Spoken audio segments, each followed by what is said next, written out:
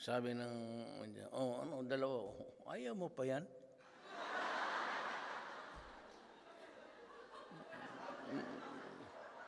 Kung ang jeep, may reserva jeep lang yan. Lalo na tao. Hindi, baka wagalit yung si Inday. Dahil biro lang ang nanay niya.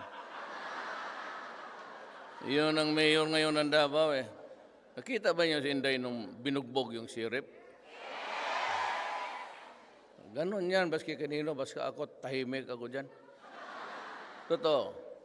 Pag yan ang nagsigaw-sigaw sa keep quiet kami lahat. Ako ayaw ko kasi anak mo eh. Talikod na lang ako. Tapos may isang bisita tayo dito. Mag-asawa sila. Mabait. Itong dalawa. Talagang parang ideal